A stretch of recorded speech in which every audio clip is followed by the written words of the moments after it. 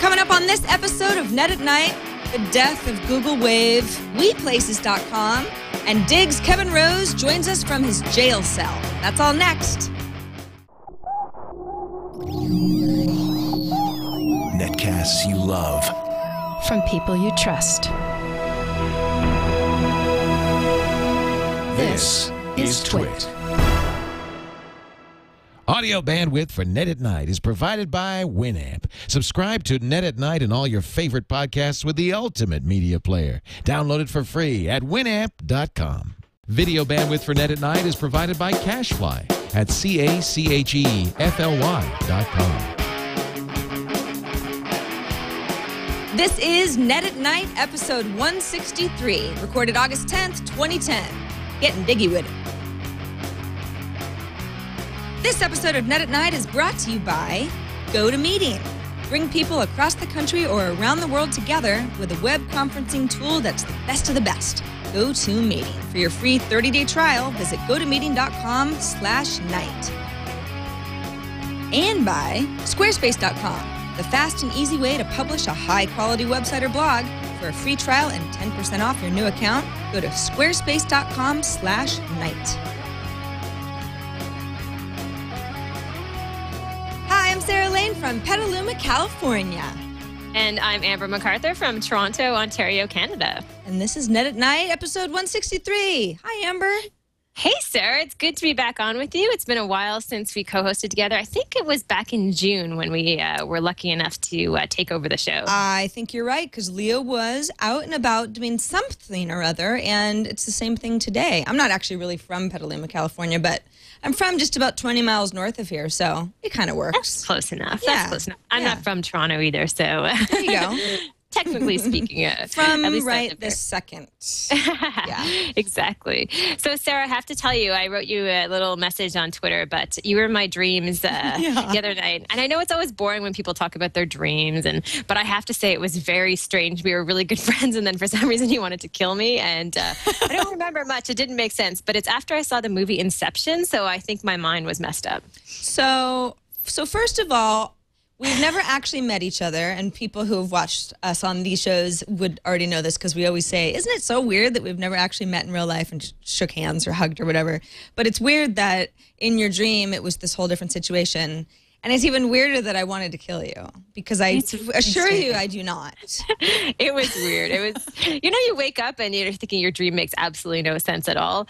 My dream was like that. It was very, very bizarre. So I blame Inception, Leonardo DiCaprio and that crew for, inspiring strange thoughts in my evening sleep. I had to see Inception twice in order to really understand how the plot actually worked, because when I walked out of there the first time, I enjoyed the movie. I mean, I liked it a lot, but I had to admit to myself that there were a couple little, well, wait a second, whose dream were they in that one part? And the snow and the guy who got really old, and there were certain things I felt like, I think I just need one more go around and then I'll really get it. And then I can really say that I understood it. So it was a two viewing type of a situation for me. Maybe Did it help the second time? Oh, yeah. It did a lot. Yeah, because I think the first time, you know how in movies where the visual effects are part of the fun of it, I get distracted by that stuff because I'm always thinking, ooh, how do they do that? And what kind of cameras are there? Or is the camera on some sort of a tracking device? And what are they doing with the crane? And sometimes I can distract myself. So I felt like I walked out of there the first time thinking, well, I really liked it, but I should have paid more attention to exactly all the dialogue that was said. So, yeah. Yeah, I could appreciate that. For me, the first part of the movie was very strange. I sort of sat there for about half an hour thinking, I'm definitely not going to like this movie. Really? It is just too bizarre. And then you really get sucked into it and you don't want it to end. So it was kind of a slow start, I found. Just trying to figure out, you have to kind of, shift your mind and think in sort of a different space. And I think people aren't used to that. Right. So if you're one of those people who loves reality, it's definitely not for you. Yeah, and it's I like to think that I'm somebody who can keep up on a complicated storyline for the most part, but this one was just like, no. Maybe it was a late showing. I mean, I know I didn't fall asleep or anything, but yeah, it was a good movie. But apparently, can make you think your friends are out to get you. So, yeah, sorry about that one. Sorry. Yeah. All right. So for our first tech line, there's tons of tech news happening, but I thought we should just mention this. Well, I'm sure it has been mentioned on lots of other TWiT shows. Is that Google Wave is shutting down for business? R.I.P. Wave. I don't know about you, but if I'm being completely honest, I haven't used Wave in a long time, so it's not directly affecting me too much. But I know folks who had really, for the last however long, where people were sort of like, Wave, not ready for prime time, no one's using it. It seemed like a lot of people jumped on the bandwagon and then jumped off really quick.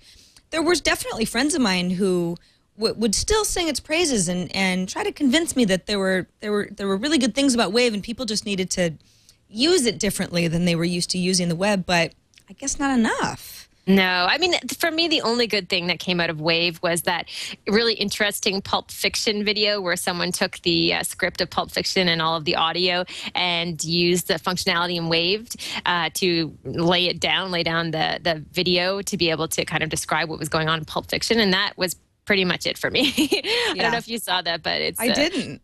It's a very cool video. You should check it out. And other than that, I just think that it didn't really do anything new and innovative. And when it was first announced, I know Leo and I talked about it, and we really thought it was going to be kind of maybe even a Facebook competitor. You know, it would have all of these social features and really enhance our communication with our friends. But the reality is it's kind of like a pimped out version of Gmail, I think. Yeah.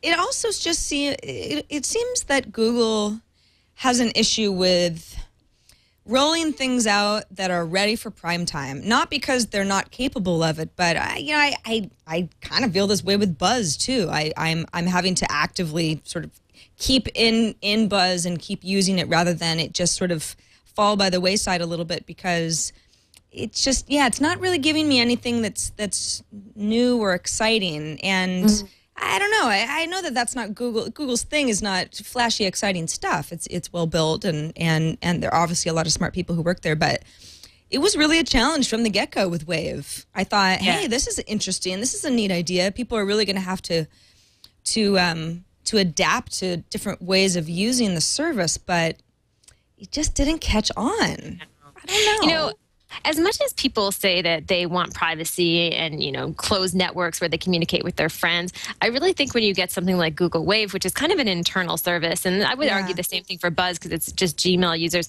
I think people today actually want more openness and they want more public-facing tools, and to be able, with Twitter, anyone can see what you're doing, and there's kind of a bit of ego involved in that. And I hate to say it, but I kind of think that's the future of social networking, is something where you become sort of bigger than yourself by using some of these tools. Yeah, I remember, especially when, Wave and Buzz too, it's like, well, we've got this built-in millions of Gmail users already, so that's you're starting with such a big community already, but it still is a closed system for people who, I don't know how many people who aren't using Gmail, but I've got a lot of friends who don't. Oh, yeah. I don't know what Buzz is. They certainly never used Wave, and they had no reason to. I have friends who are still on Hotmail. Me too. Active family member who shall remain nameless. Exactly.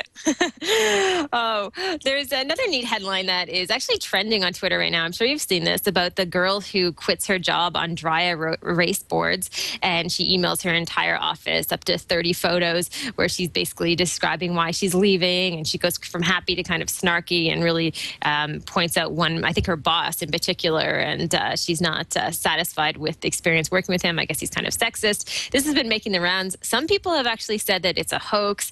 I don't know. It seems to be getting a ton of attention, but not a lot of information about who this girl is, except for her name is Jenny. I think that the hoax theory is probably hard to...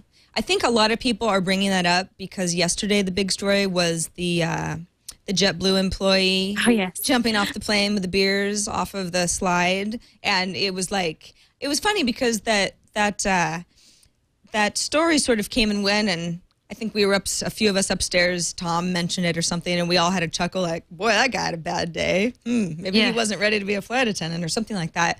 But it really got a lot of attention online. I mean, Twitter, a lot of my friends on Twitter were retweeting the link and, oh, this guy's my hero. And, you think like, well, I don't know. If you were really wanting to go somewhere that day and you were on that flight, I don't know how funny you would think the whole thing was. It's probably better from afar. But it's probably something like this girl, Jenny, quitting her job. It might be easier to say, well, maybe she's trying to one-up that guy because that guy is like the internet hero of yesterday. But maybe it's also just if you're going to go out and you hate your boss or you, for whatever reason, you were ready to quit your job, that it's a funny way to go out and you get yourself a little bit of attention. And she's cute. She's got good penmanship. Yeah, no, it's hard to say right now. I totally agree with you. I mean, it's probably something in the next couple of days that more information will leak out. I do think it's pretty creative, and I think you're right as well as far as kind of picking up on or being on the heels of that JetBlue story in the sense of dynamic ways to quit your job. I mean, everybody kind of wants to go out with a bang, and this girl has obviously demonstrated that that can work because it's very cute, very clever, and unlike the JetBlue incident where I'm sure he's going to face a lot of issues from authorities. He got arrested. I don't think she's going to get arrested for this. No. I think somebody might buy her a beer or something. She'll be applauded, and I'm sure she'll find a new job fairly soon, depending on what she wants to do. But I would argue, just from a branding perspective, that maybe at the end she could put some information about, hey, check out my online resume, because hopefully she doesn't just disappear into the ether. Right, exactly. And I guess the idea that people overshare online, I mean, we're used to all of that, and some people seem to do it. They want to get attention, even if it's bad attention. That's the point. And then sometimes situations just kind of become viral by accident. I mean, she's obviously doing this in order for as many people to see it as possible, because that you wouldn't do it otherwise. But it still scares me because I think, oh my gosh, maybe the Spencer guy that was her boss really was just the worst boss ever. And maybe everyone in the office agrees, so she knows that she's not really burning any bridges with anybody except him. But still, what happens the next time it's like her dream job and maybe her next boss went to college with Spencer or something. It's like, oh, it scares me a little bit that these sorts of things, as funny as they are at the time, always come back to haunt people, or they have the potential to. Yeah, it's like the person who hires her, wants to kind of take her aside after a few days and be like, hey, you're not going to do that to us, are you? Right, yeah. Exactly. They're walking around in eggshells. I know. She's got everyone wrapped around her little finger. So I guess you have to just figure out, is it worth it for me to never burn any bridges with any of Spencer's friends and or colleagues that I may come across in the future, whether it's at the grocery store or in an interview? And if so, then go ahead, because otherwise it was a pretty creative way to quit. Yeah, it was pretty funny. And obviously getting tons of attention. And now everyone knows that he spent most of his week playing Farmville, so that's pretty embarrassing. That is kind of embarrassing. And I think TechCrunch, I was looking at one of their headlines about this, and they said something along the lines of, now we know that great bosses read TechCrunch. Obviously, it's a little tongue-in-cheek there.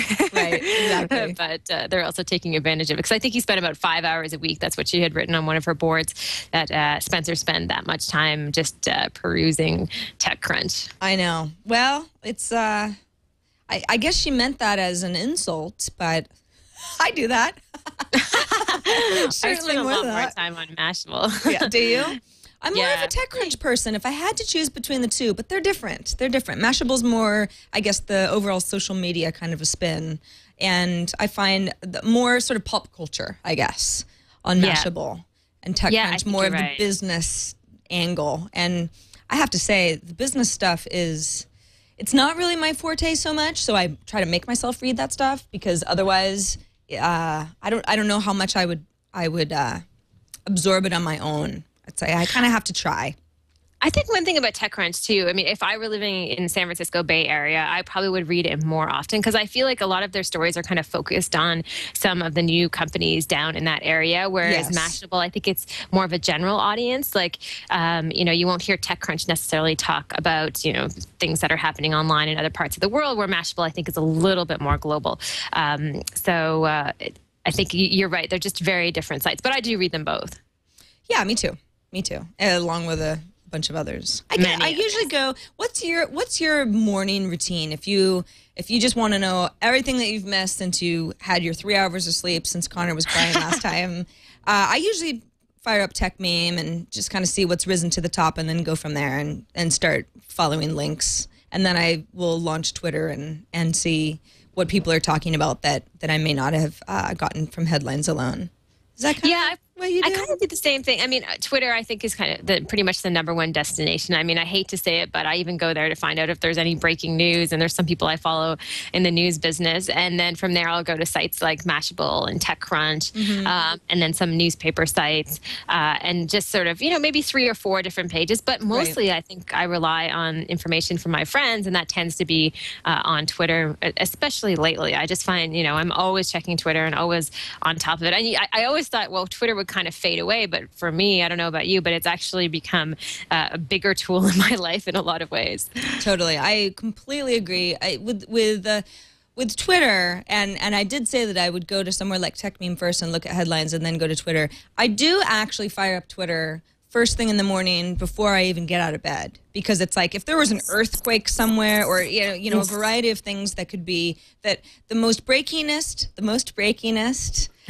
news ever on Twitter. You're like Stephen Colbert making up new words. Yes, most breakiness, truthiness, and breakiness. Exactly. Yeah, that's a good one. So you're on Facebook as well? I think I'm pretty sure that we're friends on Facebook. This was a neat story, just a quick little headline, how Facebook plans to clean up birthday wall posts. Because now if it's someone's birthday who you're friends with, you'll notice that all of a sudden your news feed gets filled with people who are posting happy birthday. It's the same thing over and over again. So Facebook has this new feature where they're going to be collapsing comments, like happy birthday comments that are on the same subject, so you don't necessarily have to see all of them. I think it's a really great idea, because that's happened to me before. All of a sudden, your inbox or your news feed just gets filled up. Right, and when it is your birthday, it's great, because it's always nice to get a bunch of birthdays, happy birthdays. But yeah, so if it's your birthday and I go to your wall and I say happy birthday, I'm usually one of a long stream, and the whole thing is just kind of a mess. I mean, the sentiment is there, but it was never really all that clean. And then there's the gift stuff, and that was sort of confusing for a while. And yeah, it always kind of seemed like it was a nice idea, but it hadn't really been thought out UI wise. Yeah, I get the same feeling as well. Well, Amber, I think we've got Kevin on the line. Before we get to him, want to just take a second to thank GoToMeeting for being one of our sponsors for Net at Night, episode 163. GoToMeeting is one of those things that you and I would be great with, because we don't ever see each other. We're never in the same room at the same time. And so if we want to go over notes or presentations, or you want to walk me through something, all we'd have to do is both fire up GoToMeeting, and that's how we could communicate with each other. You don't have to get on a plane. You don't have to spend taxi money. You don't have to do any of that stuff. All you would have to do is go to GoToMeeting, and you can collaborate and product reviews. I mean, we both work in tech. We both do a lot of demonstrational kind of stuff. Not really with each other, although I'd love for you to give me product review every once in a while. That'd be great. I would love to. Okay, good. We should do that. So pretty much any type of meeting. All you do is you sign up for GoToMeeting, and our special little URL for this show is gotomeeting.com/night. So if you sign up today, kind of cool. You get a 30-day free trial. So if you don't know if this is the thing for you, that's okay. You've got some time to figure it out. You can sign up 30 days free and just check it out. You can have all your meetings you want for one low flat rate if you decide that GoToMeeting is the choice for you. And you get phone and voice over IP conferencing included for free. So gotomeeting.com/night is the URL, and we thank them again for being a sponsor. Yeah, I think, if I had to put together a toolbox of software for any small business especially, this would definitely be in it. It seems like a must-have, like you said, to save travel costs and be more effective with all of your different conference calls and meetings, which can get very boring. They can get very boring, and yeah, it's I spend a lot of time commuting now because I live in San Francisco, and the TWiT cottage here is 40 minutes away, and there's certain things that if I've got to save time, I just have to be remote. Certain media, I don't have time to sit in the car for 40 minutes for certain things. So this is a really great tool, definitely recommended. So thanks again to them, gotomeeting.com/night. Should we go to our guest, one Kevin Rose of dig.com, Yeah. Amber? All right. Let's do it. Kevin, where are you? There he is. Are you in jail? I am. He's not, oh no, that's not good. No, Thanks for joining us from jail. My little back cubicle thing at Dig, so I'm in the very back corner. Did you move? Did you move offices or something? That doesn't look like any room I've ever seen at Dig before. Yeah, when we kind of expanded out a little bit, we took over across the street. So this is actually on Mariposa in San Francisco. Here, I can probably show you a little. Like, this is my cube, and then that's the office right there. Oh, this is a totally different thing. Yeah, this is kind of, it's an all open floor plan, just kind of, Nice. this is where all the developers are and all the engineers. So, Are there bean bags and Pabzon chairs in this Dig office? there are a couple. There are Yeah. like 2 bean bags, and there's a bunch of couches and a ping pong table and a Dig Dug machine, and lots of food and caffeine drinks. That's always important. What do you drink in there? Foosball? Yeah. Black tea. Foosball? There's no, maybe. I haven't been upstairs in a while. We added on to the game section, so I don't know. Nice. I would make a Mad Men joke, but Kevin, I don't think you watched that show. I watched part of the first season. Yeah. Well, we're on the 4th season now. There's a joke. Amber, do you watch Mad Men? No, I don't. I've seen one episode, and I didn't get hooked, but I know people love it, and it's so popular. It's one of those slow goers. You have to be invested, and then it gets That was the whole thing. The first season, I was like, I liked the idea of it, but it was just so slow going. I was like, I can't sit through this. Yeah. You needed more of a Lost type of a thing with smoke monsters and plane crashes and babies. Yeah, although I was pissed at how that ended. Oh yeah.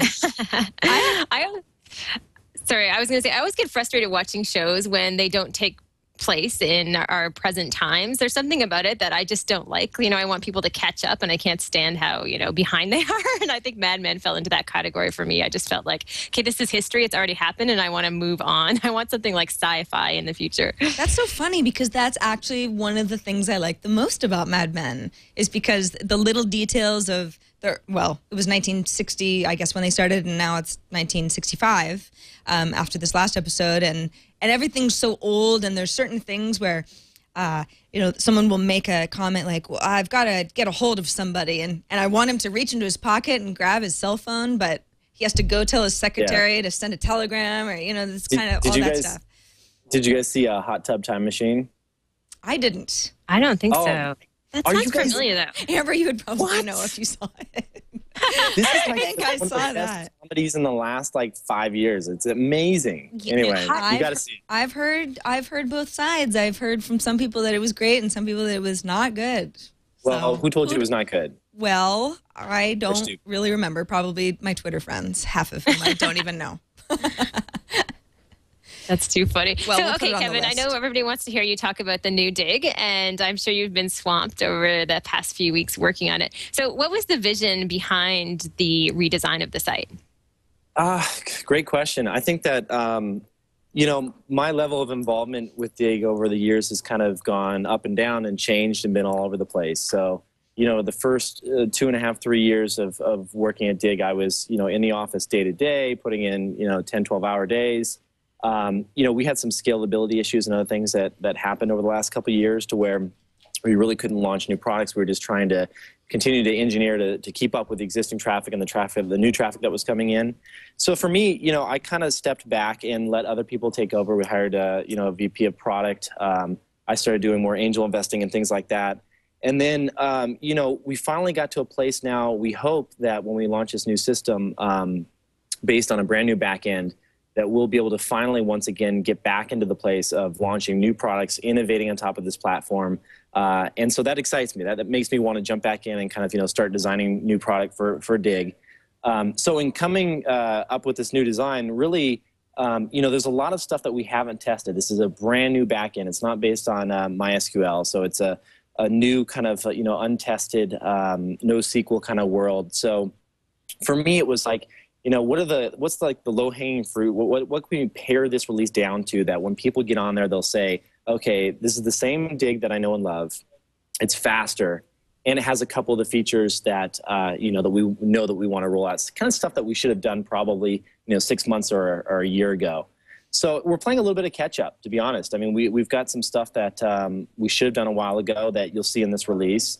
And I just wanted to focus on 3 or 5 things that we could do really well. And I think that's what V4 for us represents. And then going forward, you'll see us do new releases every month to really try and, launch some of these new bigger features that we think are going to be a lot of fun that are kind of new directions for us. So what are some of the features or what's maybe the biggest feature that you feel you kind of went, we should have done that a while ago and other people are doing it well and we've got to incorporate it and be a player again? I think the biggest thing for us is, we still serve billions of impressions of dig buttons per month. And I think the issue is that publishers have always come to us and said that, we love dig, but we only really love dig when we get a front page story. So only when we get something, on the top of dig does it drive a lot of traffic. So for us, we kind of looked at the design and said, okay, how can we build a site that will service more of that long tail of traffic? So a great example is, when Twitter set up their follower system, when you tweet something out, it goes out to your friends, and if they retweet it, it spreads naturally and organically throughout the Twitter ecosystem. And the cool thing about that is that they don't have really a front page. It's kind of, well, maybe they're trending topics. But for them, they can really, they have created a mechanism that allows, any type of content. The content can be 5 years old. And if it starts taking off and getting retweeted, it spreads throughout the system. So for us, we said, okay, we have this homepage that everyone likes to look at because it's kind of the crazy, random zeitgeist of the internet. But what about the long tail? So we developed something called My News. And My News is essentially a custom news feed that is your default view when you sign into V4. That is a combination of what your friends have dug, what tastemakers that you're following have dug, and what sources that you enjoy are digging. So essentially, a friend can post in a link, some crazy video, a Futurama video, and if it starts getting redug amongst your friends and their friends, it can spread and reach thousands of people, even though it may never hit the front page of Dig. So that's a big change for us because that allows, publishers' content, no matter how new or old, to really spread throughout Dig with a single click, still that single dig, and be seen by a lot of people. Now, every time a new site launches, inevitably the members are annoyed because something's changed, they're not happy, they wanted more feedback. What has been the response so far from the community there? Because I know you have tons of diehard users. Oh, for sure. I think that, with us, I've always said a successful release for Dig has been when I'd say 60 to maybe 70% of the community thinks it's a good idea.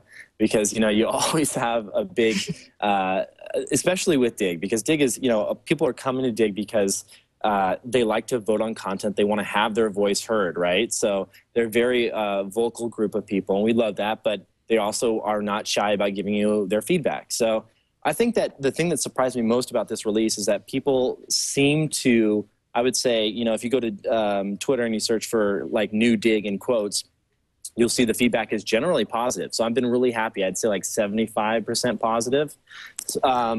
But, there's always going to be people that are, the haters that look at something and say like, I want version 1.0, bring back the old Dig. And you have to listen to that to a certain degree. But at the same time, it's like, it's just a website. Like, change things up, just keep pushing the envelope. And are you not taking away the old Dig because you've still got top news, and that works the way that diggers, are they called diggers?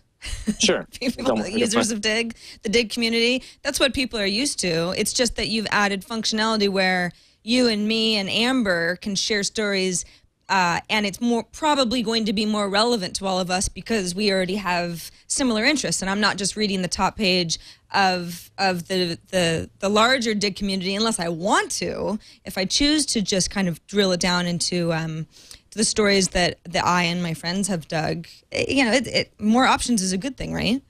Yeah, I mean, we still keep, as a logged out user, we keep the default view, the top news. But I think that, there's some upset people, especially some of the people that try to game Dig, that have tons of accounts that they try and get that front page story. Because if we divert traffic from the front page and make it more about the consumption through My News, then it makes them less powerful. So some of the, more top users, they can get upset about these things. I don't know. We have so many different kind of like little debates going on not at Dig, but from the Dig community, meaning like there's people that are politically motivated to dig stories or bury stories that we have to deal with every single day. There's people that are paid to try and get their stories on the front page of Dig. I mean, it's a constant battle. It's kind of like, I think of it in the way that, Google or anyone else tries to deal with, there's either their search engine results being gamed or spam getting into Gmail. Like, our battle is with people trying to try to figure out ways to manipulate the Dig system. It's a arms race kind of. Hey, I'm curious, just because I've talked to lots of people and I'm really interested in mobile technology, as I'm sure both of you guys are. And I've even had conversations with friends who say, there's going to be a day, and it's not so far in the future, when we won't even go to websites anymore. We're going to access everything on our mobile phones. What are Dig's plans as far as being kind of a mobile application and kind of beefing up that part of the business? Yeah, absolutely. I mean, we just did a blog post this morning. We completely revamped our mobile page to be more iPhone friendly. So if you go to new.dig.com on your iPhone, it's all revamped. We actually have My News and everything working on that. But yeah, for us, I mean, if you take a look at 2 years ago, the number of engineers that we have dedicated to mobile was a quarter of a single engineer working on kind of formatting pages for mobile and things like that. And I mean, a quarter meaning of their time. Now it's probably, I'd say, 10 to 15% of Dig. So, we have a handful of people, probably 5-6 engineers that are working on Android apps, iPad apps, iPhone apps, things like that. So I see that continuing to grow over time. And so as the market share of these devices continues to take off, we'll adjust our engineering allocation accordingly. So, more engineers will be focused on mobile and different platforms. Do you find in the situation with people gaming Dig, and I know that's been an issue since, I mean, for years, it just, you change your algorithm and then people figure out ways to try to get around it so that they can get page views and this and that. And yeah, if you have an ongoing issue of people using it for personal gain and in a way violating terms, is your only choice really to just change the way that it's set up if you can't figure out how to make them go away? It's one of these things where it's tricky because you have the way that I initially set up the system with a dig being a positive vote and a bury being something to remove a bad piece of content. Works in theory if everyone's doing it for the right reasons. They're not trying to manipulate the system. You'll have people that recently we had a little outbreak on the site, or a fairly big outbreak on the site with some right-wing and left-wing people colliding, saying that, this site is burying our stories, our content doesn't make the front of the homepage. So it's tricky because, we want to create kind of a neutral playground for all these different groups to come together, no matter what your beliefs are, right? So how can we make sure that how can we ensure that, people aren't going after another party or another group maliciously? So, we take a look at diversity of digs. It's just a thing that we have to constantly tweak. Like, I'm not going to say, let's remove the bury, because we want the community still to have the choice of removing bad content, right?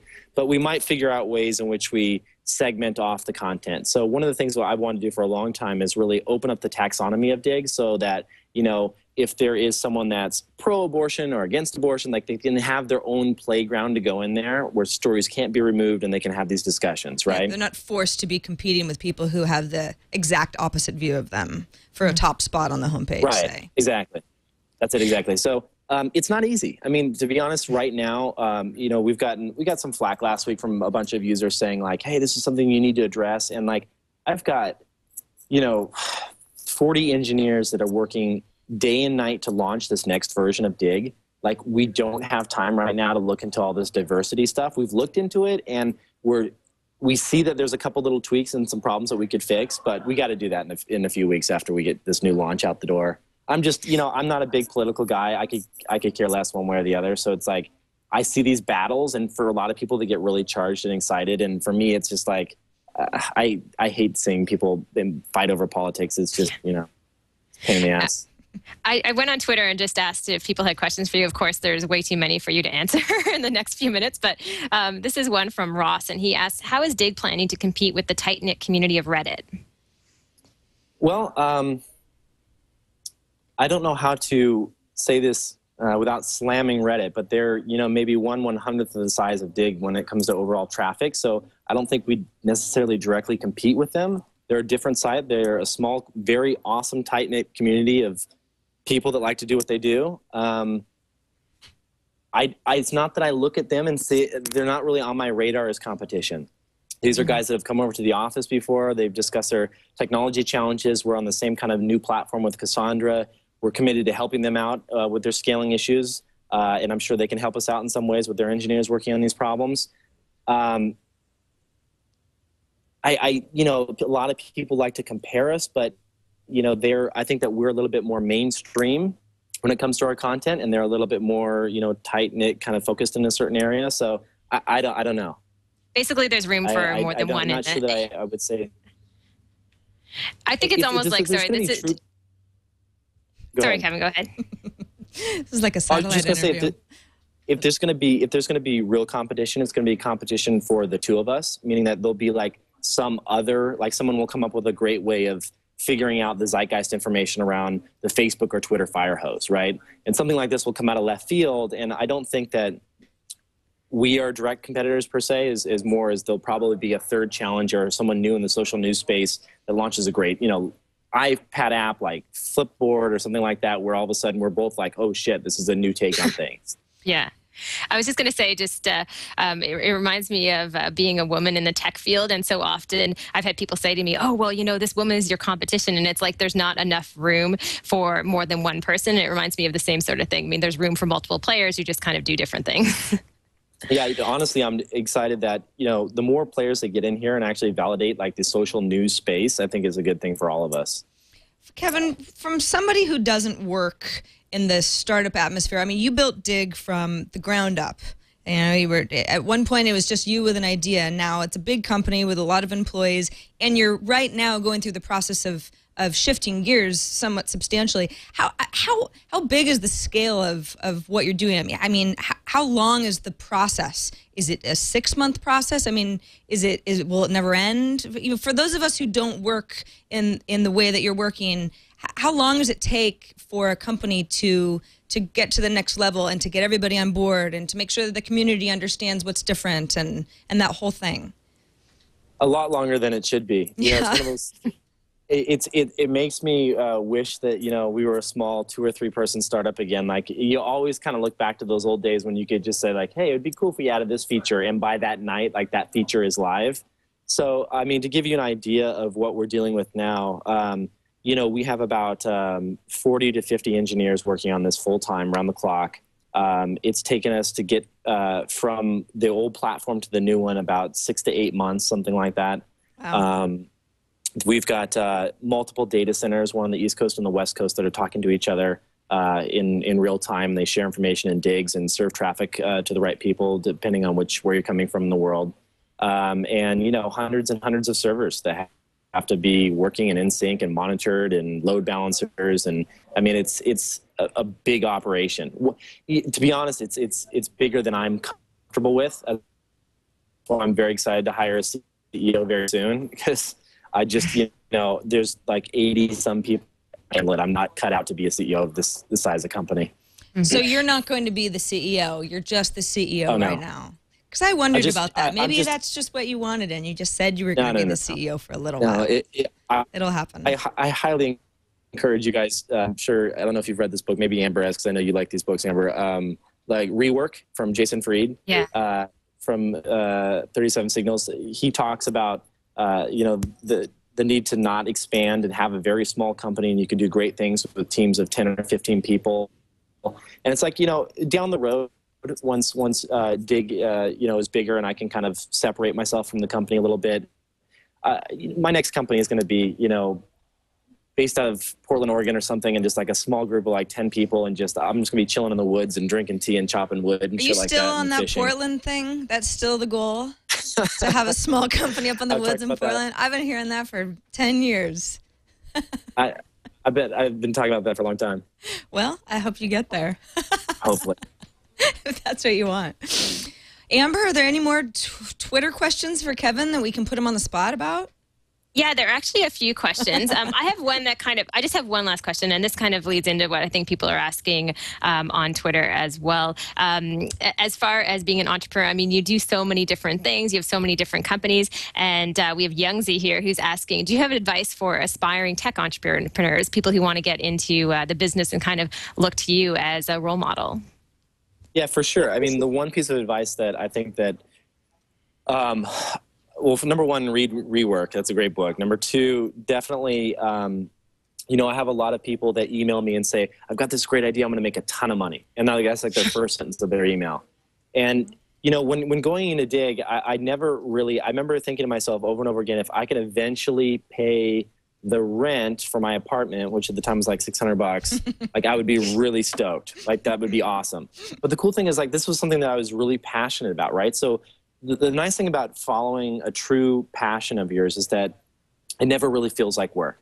So you can put in those 12-hour days, you know, you can stay up till 1, 2 in the morning, and all of a sudden it's like you don't get exhausted as easy because you're like, this is my dream, I love this, and you'll be stoked to quit your job and work on it, right? So I don't ever let money be the driver for things. If you succeed and that comes great. If it doesn't and you're able to pay your rent, that's great too. You know, it's like my next startup, I just want it to be something that people are like, wow, that's a little different take on things. And I don't really care if it's another big company like Dig. Like I didn't intend for this to happen. It's like what I want more than anything is you just want to be, you know, content in with what you're doing. And I think that, you know, people forget that how important that is. Cool. I think that's all the questions from me. I know there are more questions on Twitter. Maybe you'll have a chance to look at some of them. I'm sure you're swamped though. But I think that was some hard ones. There's no tough like. There Kevin's aren't really. Asshole, like, I mean, Kevin, do you really want Amber and I to give you hardball questions? Yeah, I don't know. I mean, we could make the show weird quick, but yeah, it could get strange very quickly. I think you should take this opportunity probably. All right, guys. We'll see you later. Thanks for having me. Yeah, Kevin, you go back to your underground bunker and write some code and, you know, try to fight the Dig Patriots or whatever it is that you're doing for the rest of the day. But thanks so much for talking to us. Yeah, thanks for joining us and good luck with everything. And we'll be watching. Sorry it was so late to set this all up. I apologize. I'm glad I could make it. That's okay. No worries. It keeps it exciting. Hi, Dig guys. All right. Wow. See you guys later. Thanks. Hi. Bye. It's funny, he talks about how you get the sense that Kevin is like, boy, this company is really big. This is not really what I intended. But then you look around and it's like, there's basketball hoops and coworkers and stuff. It's like, I don't know. That seems like a pretty good, it looks like big a fun company place to work for. Yes, exactly. No kidding. I was going to say, I got totally distracted by your last comment. So now I'm like at a loss for words. Well, while you're collecting your thoughts, I could take a moment to thank Squarespace for sponsoring the show. Thank you. You're that welcome. Would be a great idea.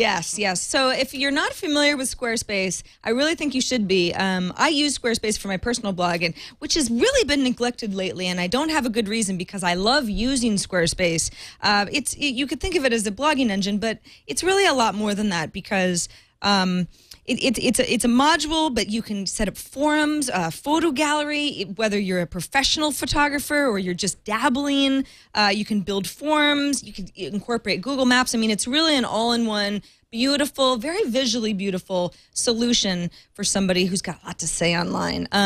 You can be a real novice when it comes to cascading style sheets. Squarespace provides a really easy way to kind of drag and drop things into place. If you want your page to look a certain way, you can do that with almost no technical know-how at all. But if you are on the other side of the spectrum, I know Amber does a lot of that web design stuff, then Squarespace allows you to go that route as well. So you're in complete control of the layout and a lot of the content that you have on your blog or your other Squarespace site.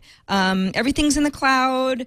And Ajax interface. I mean, I could go on and on about kind of what's under the hood about Squarespace, but I think what I always come away with it, and whenever I show anybody who hasn't used Squarespace before, here's how I set up my blog, they go, oh, wow, that's so cool. That's so easy. It's so much easier than I thought it was going to be. And I have a somewhat complicated, unique Squarespace layout that some of the Squarespace folks actually helped me set up. And I spent a lot of time tinkering around. It was a lot of fun. But as little work or as much work as you want to do on your blog, Squarespace is a great solution. And we've got a great little setup. If you go to squarespace.com/night, you can set up an account, you can try it out, you can see if it's the solution for you. And if it is, you can import like your WordPress blog or a TypePad blog. That's what I did. I used to use TypePad before I used Squarespace. So you've got a lot, if you've got somewhere that you've put a lot of effort into and you want to move over to Squarespace and you think it's the right thing for you, it can be done. Squarespace.com/night is the URL to try it out. Highly recommended from me. And if you like it, let us know. It's such a great service. Sometimes I feel like I don't even want to talk about it. I don't even want to recommend it. I just want people to go use it because the reality is once I get in there. And think, wow, Amber really knows her stuff. That would be helpful as well. This is a good-looking solution. Yeah, Squarespace. Yes, there's just so great. It's so easy to use, and I think that's the biggest thing is that finally it's easy for the average person to build a website, and thanks to Squarespace, that makes it possible. Absolutely, yeah. They're good people, good folks working at Squarespace too. The whole team is really nice, and I know there are a lot of people working at a lot of nice companies, but when you're working directly with folks who are, they're really good with customer support. Every once in a while I have a question and they're always getting back to me right away. It's like, just gives me kind of a warm fuzzy. So It's always, I feel good to be recommending them because I know the team and they're good folks. They're good people. All right. So I know we don't have much time left. We don't. I know. Maybe I'll just mention one other quick thing. This is a site called weplaces.com, and it's relatively new, I think. It's just a little service that allows you to visualize places you've been checked in on Foursquare. And this is we little. W-E-E rather than you and me, we. Okay. Yeah, exactly. Although it's probably meant to kind of be both. It might be both. Yeah. Now, I think this is neat. When I look at it from a text standpoint, I think it's cool. Location-based services, checking in, seeing a graph of where you've been. But then there's part of me that dives into people who have posted their profiles publicly online of basically where they go on a regular basis. And I sort of think maybe this is kind of crossing some line into, invading someone's personal privacy in the sense that people can kind of figure out all the places you go on a regular basis. So neat service if you're into that. If you want to protect your privacy, then I would say stay far away from it. And it is, this is a totally opt-in kind of a thing. If you're a Foursquare user and you're not logged into We Places, you still have control over who you're sharing your check-ins with, right? Because I think I do a lot of I'm actively trying to steal a few mayorships right now. So I'm logging into a lot of the same places repeatedly every day. But I just want to say that sorry to interrupt you. I just want to say that you said mayorships, not marriages, because it could have come across the wrong way. Oh no, I'm actively trying to steal some marriages as well. But that's not what I was talking about just now. In this case, it is the crown of the mayorship. No, not marriages. That's different. But I check into a lot of places repeatedly, and so if you really wanted to know if somebody random had access to my Foursquare stream, they could probably find me pretty quickly. 10 a.m. she's usually rolling into Mercury Cafe right about now, kind of thing. Yeah. So We Places it's for the folks who are, I guess, kind of physical or geographical oversharers who like that sort of thing, and maybe not for everybody. That's a great term, geographical oversharers. I'm going to use that. Thanks. Yeah. Just came right up. Love it. All right. Well, are we going to wrap up this Net at Night? I think so. I know we, here I was thinking that we'd have to find content, and it went so quickly. So that was a good one, Sarah. It's always good to see you and do the show with you. It takes a different, it takes a different journey when we do it together. I like it. It is. Yeah, I know. It's so fun. I love talking about Net at Night content because it's stuff that I know that we're just thinking about anyway. So it's like, it's just like two cool chicks having a conversation, and it just happens to be a show. So it's lots of fun. I can't think of anything better. Me neither. Cool. All right, Amber. Well, thanks for everybody for joining us on Net at Night, episode 163. Boy, we're getting up there. And I guess Leal will be back next week. I'm Sarah Lane, and you can see me on other shows around the TWiT network. I do TNT a couple days a week. Green Tech Today is one of our newest shows that we just launched. And, of course, iPad Today with Leo. And Amber, you do all sorts of other things. In fact, you're really, really busy. Pretty much just go to ambermac.com, and there's a good overview of all the projects I'm involved in. Cool. All right, then. Thanks, Sarah. Thanks, Amber. We'll see you next week on Net at Night. Bye, everybody.